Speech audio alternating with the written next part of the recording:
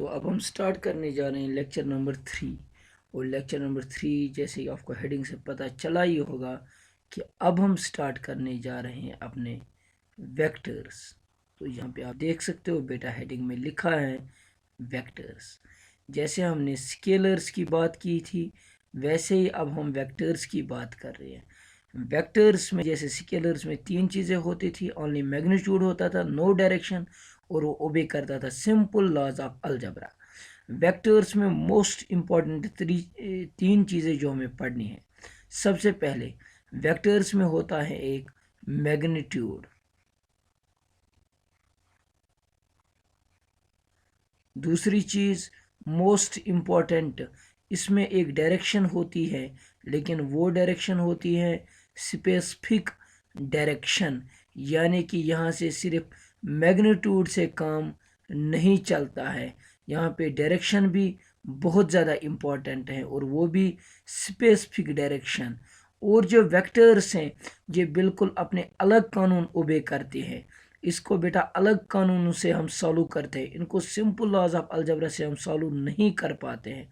इसको जो कानून हम इसके लिए जो कानून हम यूज़ करते हैं उसको हम बोलते हैं वेक्टर लॉज ऑफ अलजबरा।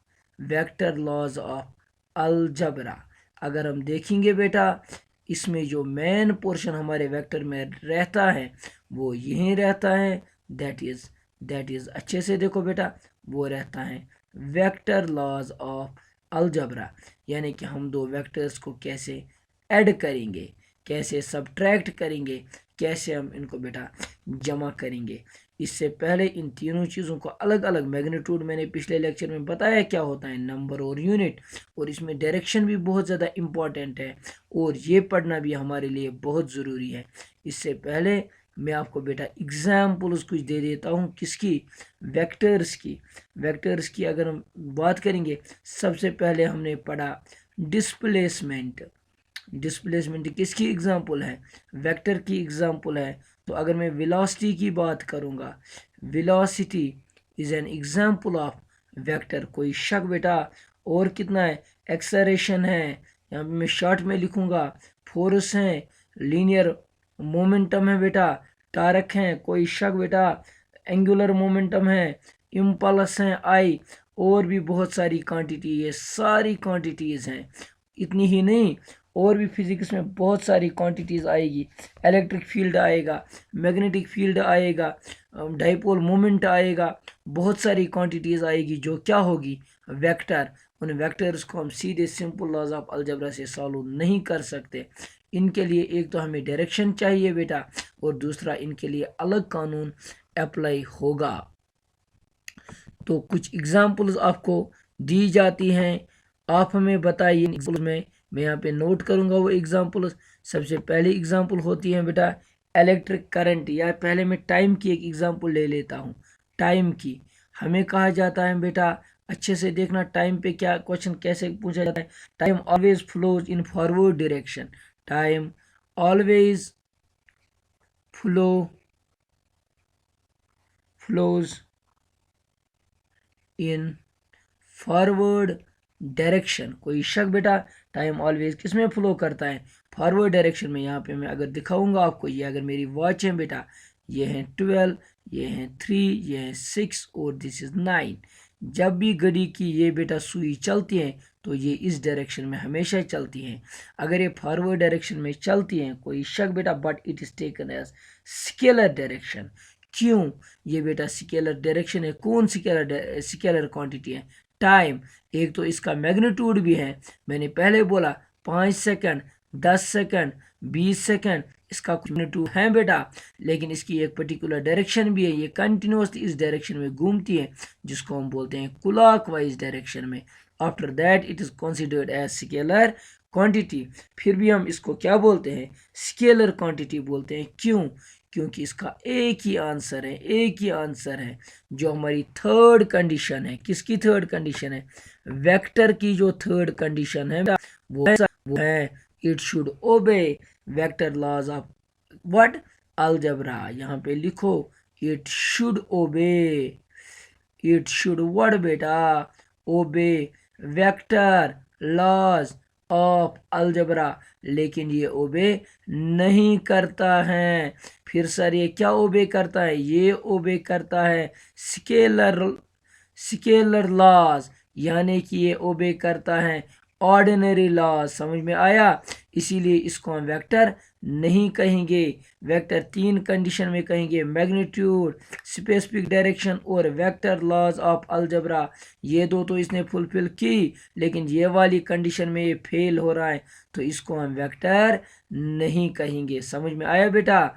अब हम सिमिलरली और एक एग्जाम्पल की ओर चले जाते हैं बेटा। और एक एग्जाम्पल की बात की है इन्हें, और एग्जाम्पल वो है बेटा इलेक्ट्रिक करंट की बात करते हैं बेटा। किसके लिए? इलेक्ट्रिक करंट के लिए। The flow of charge in a particular direction constitutes electric current, but electric current is a scalar quantity। ठीक है बेटा? अगर हम इलेक्ट्रिक करंट की डायरेक्शन कहते हैं, हम कहते हैं the conventional direction of electric current is from positive to negative. इसकी एक डायरेक्शन भी है, और बोलते हैं करंट चल रहे हैं 5 ampere, 10 ampere, 100 ampere. That means इसका एक मैग्नीट्यूड भी है, और इसके पास एक क्या है बेटा?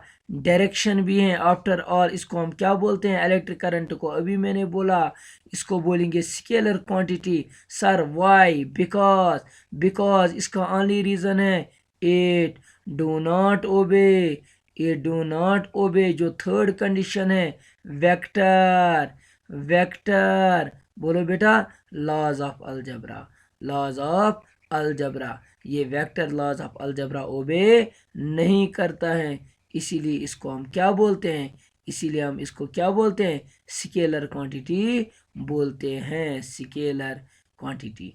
होप आप लोगों को समझा हो। यानी कि अभी तक हमने ये सोचा कि जो स्केलर क्वांटिटीज हैं, इसमें तीन चीजें होनी चाहिए, मैग्नीट्यूड, एक स्पेसिफिक डायरेक्शन, और साथ ही में होनी चाहिए, साथ ही में क्या होना चाहिए बेटा? साथ ही में इसको होना चाहिए, ओबे करना चाहिए वेक्टर लॉज ऑफ अलजबरा। अब यहाँ पे हम देखेंगे बेटा नोटेशन ऑफ वेक्टर्स, यानी कि इसका मतलब क्या हुआ? नोटेशन ऑफ वेक्टर्स, हम वेक्टर को बेटा कैसे रिप्रेजेंट करेंगे? वेक्टर को लिखने का तरीका क्या है? मुझे लग रहा है कि आपको इस हेडिंग से पता चला ही होगा कि हमारा आने वाला प्रश्न क्या है, यानी कि हमें अब आगे पढ़ना क्या है। समझ में आया बेटा? हाँ, हमें पढ़ना है नोटेशन, यानी कि वेक्टर को कैसे हम रिप्रेजेंट करेंगे, वेक्टर को कैसे हम लिखेंगे। तो अब आगे देखो, वेक्टर को before starting notation of the vector, मैं आपको यहाँ पे क्लियर करना चाहता हूँ वेक्टर के जो लिखने का तरीका है बेटा, वेक्टर को जो रिप्रेजेंट करने का तरीका है, वो दो तरीके हैं। कितने तरीके? हम ऑलवेज एक लिखेंगे, मोस्ट इम्पॉर्टेंट एक लिखेंगे बेटा, अलजेब्रिक फॉर्म में हम किसको लिखेंगे? वेक्टर्स को। ये बिल्कुल हम अलग तरीके से पढ़ेंगे। और दूसरा जो हम पढ़ेंगे, वो पढ़ेंगे जियोमेट्रिकल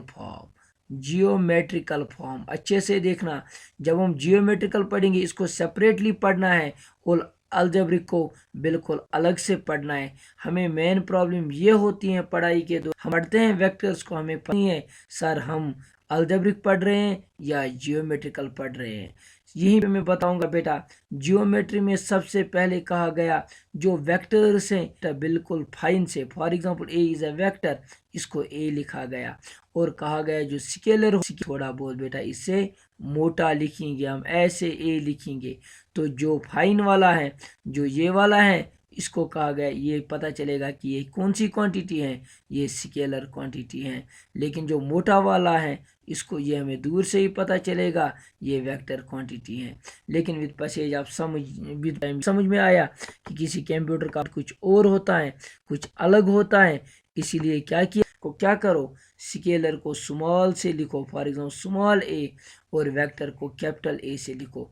फिर कहा गया अगर कैप्स लॉक की प्रॉब्लम आ गई कि हर एक में कैप्स लॉक की नहीं है कैपिटल और स्मॉल को कन्वर्ट करने का, फिर कहा गया अब स्मॉल में लिखो आप कैपिटल में लिखो, लेकिन लिखने का तरीका क्या होगा, स्मॉल में लिखो लेकिन ऊपर एक एरो डालो, इससे पता चलेगा कि this A is a vector quantity. अगर मैं ए लिखूंगा लेकिन ऊपर एरो नहीं डालूंगा, this indicates that this A is a scalar quantity.